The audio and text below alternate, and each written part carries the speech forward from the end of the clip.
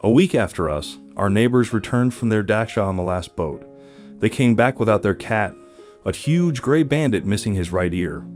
We had been at odds with him all summer at the dacha. Sometimes he would steal food from my plate, other times he would dig in the garden. In short, I got used to him.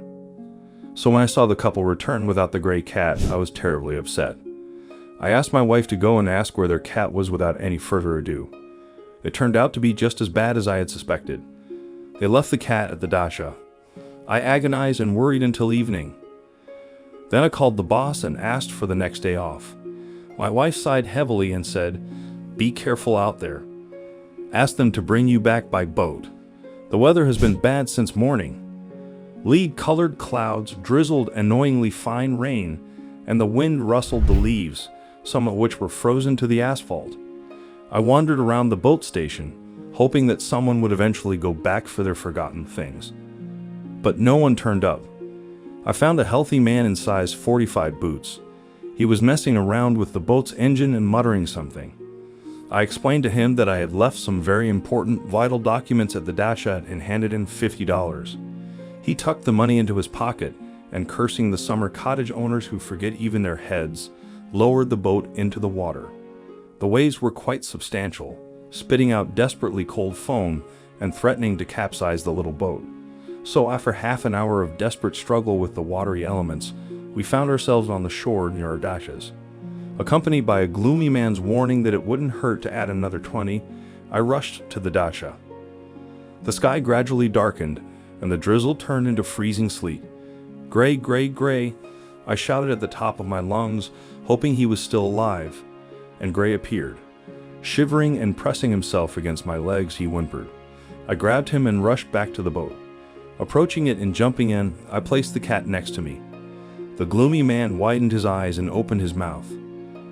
But then Gray jumped out of the boat and, somehow shyly pressing his only left ear to his head, softly meowed in a pleading manner. Then he turned and ran back. Wait, where are you going, damn it?" I yelled. Then I leaped out and, ignoring the curses and threats, I ran after the cat. He was running ahead and I was behind him, moaning and wringing my hands. And suddenly, he turned to the left and disappeared into the bushes. Running up and parting the branches, I saw the gray, one-eared cat huddled next to a little black kitten. The kitten was wet and crying desperately. Gray looked at me guiltily and meowed. I knelt on the wet ground and was about to pick up both of them. But then the ground rumbled. The gloomy man stomped his huge boots and unleashed a stream of curses. He appeared behind me and suddenly fell silent. Then, in a surprisingly calm and pleasant voice, he said, "Hurry up, because a snowstorm is coming and everything will be covered in snow."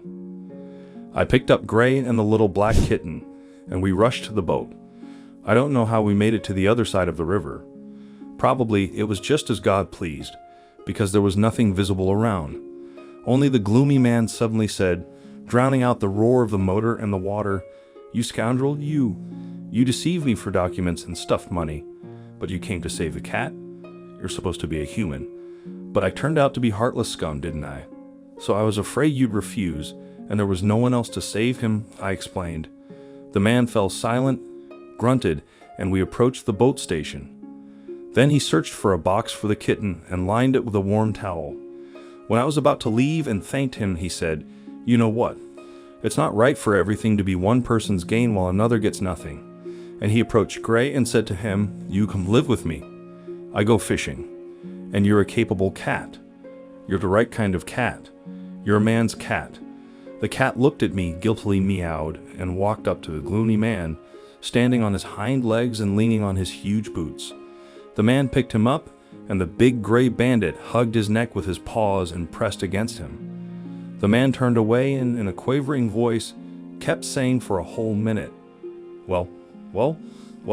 Then, coming to his senses, he turned to me and said sternly but surprisingly softly, "I invite you, young man, for the next weekend for fishing." And he winked at me. When I came home and my wife and I were taking care of the little black kitten, she found $50 under the warm terry towel. And now we go fishing all the time with a kind, healthy grouch. And what if I sometimes come back not entirely sober and without fish? Fishing is a way of life, I would say. My wife has a terrible habit of bringing any stray animal into our home. When she encounters someone she believes needs her care, she can't resist taking them in. This is why I always insist that she runs errands by car. When she walks, it's a guaranteed rescue mission. If she passes by a dumpster, she won't return without a trophy. Once, I managed to convince her to walk past someone else's misfortune, but later, we had to go rescue someone at 3 in the morning. She couldn't sleep due to guilt. Fortunately, during the summer, abandoned dogs and cats tend to be self-sufficient and reject help. Trying to emulate Sharik from Prostopashino, who wanted to photograph a hare, doesn't work well for my beloved. However, it's a different story during the winter. Rare shopping trips or other errands never go without another gift. There are usually no issues. The spaciousness of our home allows everyone to coexist peacefully. Most strays behave decently and usually gather in the barn or stable. They rarely enter the house, and when they do, it's one at a time. I've never seen more than 2 at once. Last winter was harsh and many needed assistance. By spring, we had over 20 picked up cats, which was quite a handful for us. Luckily, we had accumulated experience and everything followed a well-rehearsed scenario. Strays were treated and sterilized, and an advertisement was posted on Avito. If we were lucky, a new owner would be found for a kitten. By summer, most of the pets usually found new homes. This cat wasn't particularly fortunate. Just before New Year's, there was an intense cold snap with temperatures far below -30 degrees Celsius and strong winds. We were shopping for the holiday and going from store to store. We stopped at another shop, and my wife went inside while I waited in the car. I noticed a cat near the entrance. It was sitting calmly and appeared well fed and cared for. I remember thinking, maybe it lives around the store as a mouser. It came out to get some fresh air and stretch its legs. My wife returned and we drove away. In the pre-holiday rush, we forgot something and returned to the same store after 3 hours. I was very surprised to find the same cat in the same spot and position. When my wife went outside to meet the cat, something unexpected happened. When she petted the cat, it collapsed on its side. I thought I had mistaken it for a regular toy at first. It turned out the cat had frozen to the point of being motionless, thinking, I won't move anymore. The animal didn't react to anything, and it was clear that we couldn't just throw her in the trash. We took her home. The stethoscope helped determine that her heart was still beating. We left her in a cool place overnight. She was still motionless. In the morning, we built a fire, warmed the ground, and were prepared to bury her. The next day, the cat was alive and had even stretched out. We brought her inside to warmth. A few days later, she recovered and began eating. It was clear that her polar expedition had left its mark. Her ears were frostbitten, and we had to amputate her frozen tail and 2 fingers. According to the legend of cats having 9 lives, our new acquisition had lost at least 8, if not all 9. So we simply named her 8.5, as it was clear that with such losses in her appearance, she couldn't be rehomed. Therefore, we added her to our permanent family and took care of her. Over time, we discovered why she ended up in such dire straits. The cat turned out to be highly intelligent and reserved. She never begged for food or imposed herself on anyone. She didn't even meow softly. This is what led to her downfall. People simply walked past her, not realizing that the cat needed help and protection. I regretted one thing only, not asking the store's administration for permission to check their security camera footage. We could have tried to find the person who abandoned her to fate, make a screenshot, and attempt to locate them through social media. The country should know its heroes. Not long ago, my wife showed another funny video with kittens.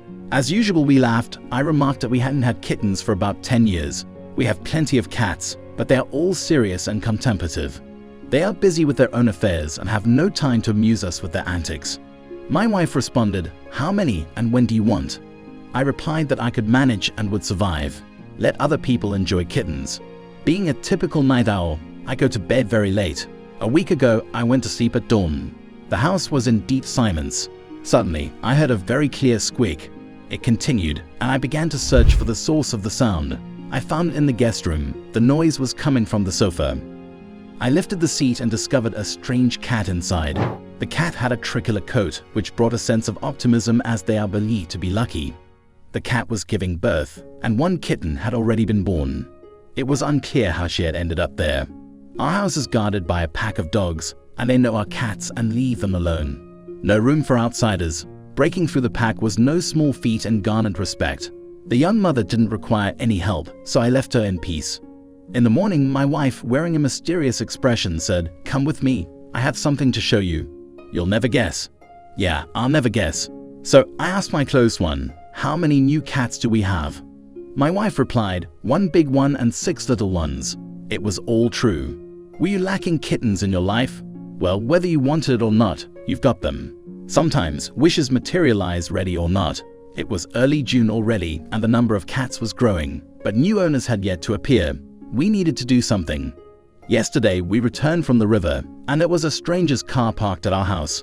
An elderly Kyrgyz man got out of it. I could tell by his traditional headgear. The old man informed me of the following. 10 years ago, his nephew bought a puppy from us and, as a bonus, received a cat. Both animals turned out to be very clever and continue to bring joy to their owners to this day. The old man recently finished building his house and wanted a similar set of pets. One of my female dogs was about to give birth soon, so we struck a deal. He was offered to choose a cat right away. The old man went into the stable and called out, "Pes pes." 3 cats came running in response. The elder was torn between them, and after a minute he asked, "Can I take all 3 of them? My house is big, and there's enough space for all." Well, I thought, and I replied, "Of course you can. We respect your grey hair." My wife went to get carriers, and we lit up a smoke. Then 8.5 approached us. While waiting for my wife, I told the story of this cat's fate. The old man was moved and became sad. When I mentioned having to amputate 2 fingers from the unfortunate cat, the old man nearly cried. Then he reached into his pocket and showed me his left hand. He also had an incomplete set of fingers. He had lost 2 fingers due to frostbite while hunting in a blizzard when he was young. It was clear the Kyrgyz man went home with 4 carriers. Moreover, he promised to talk to his neighbors and arrange for at least another 10 of our pets to be rehomed. Today he called and said that he would come with his neighbors over the weekend to choose the ones they liked. I realized a simple thing. If you want to find a good owner for a lost or abandoned animal, tell their story. Sometimes the legend is more important than appearance. 8.5 was supposed to stay with us forever. Finding her a friend and owner seemed impossible. But it seems that every decent cat has their owner somewhere, and my task is to find them. Then, out of 2 lonely individuals, 2 happy ones will appear together.